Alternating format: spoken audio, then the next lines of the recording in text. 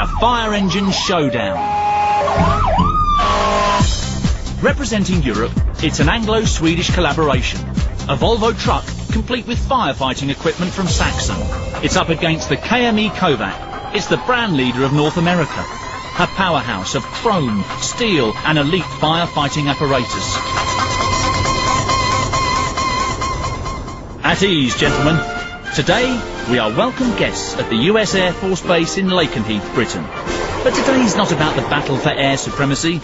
It's the competition on the ground that matters most. We've taken control of runway 1, the perfect location to race, reverse, rev, rouse, and rescue. These 15-ton monsters rely on acceleration, manoeuvrability, torque and traction to get them to disasters quickly. And we're going to test them all. Manning the KME is an interchangeable 5-man crew from the US Air Force Base. And Team Volvo, with over 100 years' experience between them, it's the boys from the Wessex Fire Brigade. It's a toolbox on wheels, basically. It's built to do the job it does, and does it very well. How would I describe it? It's just a great piece of American machine. It definitely gets the job done. The American fire truck, they always look good. Lots of chrome and silver work on them. But practicability-wise, they're very ancient in some of the stuff that they do. It may be a competition, but we're all in this together. It's brothers at arms. We're all fire department. They can call on us and we call on them. So I'm just hoping we'll all come out and have a good time, and hope nobody gets their feelings hurt when we beat them. Speed and agility are fundamental for front row firefighting, which is why our first challenge is the manoeuvrability test. I've explained the course outlay to both drivers. American team will be going first. May the safest and quickest team win. We've taken into consideration the dimensions of each truck and designed a course to see how they handle corners, roundabouts and reversing, all against the clock. A 5-second penalty will be added for every cone knocked over. This truck, being a larger truck than the British truck, is at a disadvantage because just sheer size, and there's a lot of confined spaces out here. The British truck's much more suited to this type of task. We're used to going at slower speeds and needing high manoeuvrability. I think we're going to win this one. The KME is 2 metres longer and almost a metre wider than the Volvo. Fine for wide American streets, but difficult navigating around a tight course like this. The driver has opted for 2-wheel drive over 4, for easier clutch control and more responsive acceleration. He's only hit one cone, he's done pretty well. With a wheelbase of 4.5 metres, the driver is finding it particularly tough avoiding the cones. The American driver is sitting half a metre higher than his British counterpart, but the extra vantage point doesn't seem to be helping. Oh, there's another 2.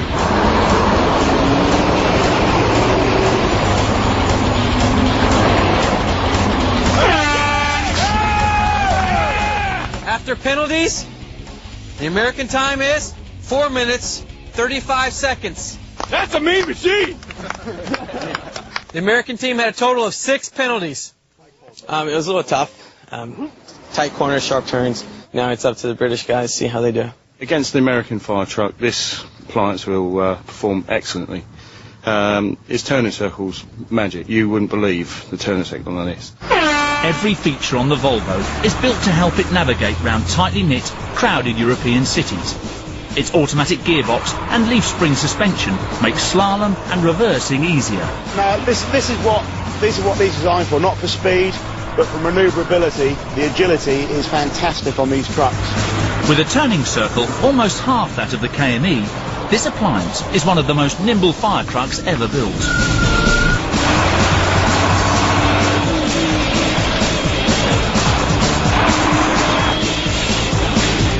Again, the driver has opted for 2-wheel drive for greater control and dexterity on the tarmac.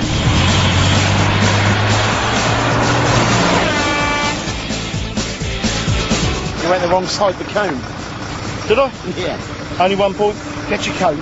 British driver, after 2 penalties, due to going on the wrong side of the cones, your official time is 2:40.81. The British team wins! Their driver did very, very well. Such a big truck.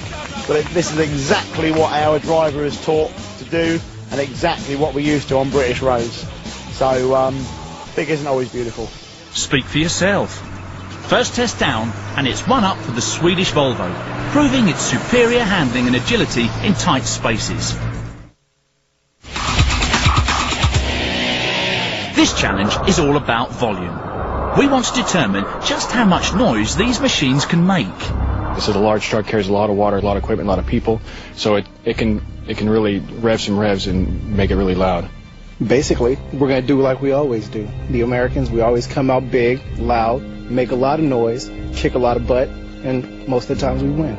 American fire engines, as one of their crew said, is big, loud, and obnoxious. So, you know, we're the quiet sort of UK fire service. Both teams have a variety of sirens that they can utilise. We've got the air horn, and we also have a siren that it chirps, it wails, and it yelps, and it's very, very loud. I think we're going to win. We've got a wailer, we've got the yelp and the wail, and we've got two-tone horns, electronic two-tone horns, and we've got a horn, and if they fails, we've got our mouths. Noise level is measured in decibels using a sound level meter, with 60 decibels being the level of a normal conversation and 165 decibels the level of noise that a jet engine would make at takeoff. Operators, get in your vehicles. We're going to do the British decibel test first. This test has never been done before, and neither team has any idea of the outcome. The British crew have found a tool on the Volvo that could come in extra handy. These are emergency railway horns that if a railway track fire, if a train comes along, then a firefighter each end blows it to warn that there's a train coming. But as it's all electronic now, if the siren's fuse breaks and the siren goes off, you can actually hang out the window and use these to get people out of the way. Let's see just what kind of noise the Volvo can make.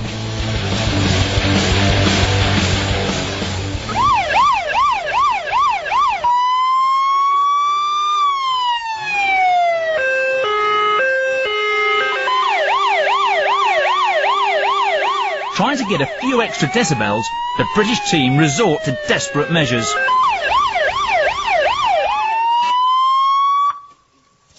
$120.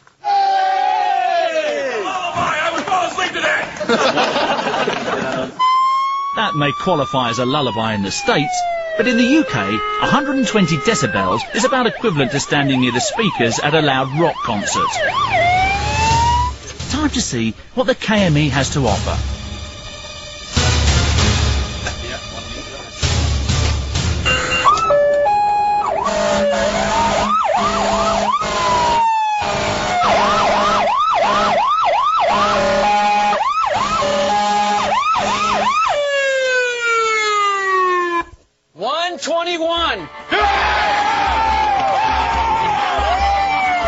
So as we can see, the Americans have won the decibel test.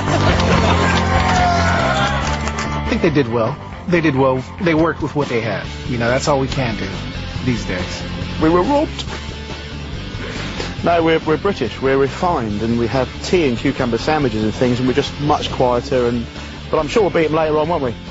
Yeah. So I'm sure in the next test we'll just show them what the British can do. So good luck, you Yankees. With the KME the louder engine by a shred, the scores stand at 1 apiece. Time for our next challenge. We're on a mission to discover which fire engine has the most powerful water pump. To do so, we've built 2 identical walls. The team that knocks down the most bricks from the wall using their engine's water pressure will be declared the winner, and every single brick counts. We can do about 150 psi, 10 bar, 12 bar pressure. At this sort of pressure, it will need at least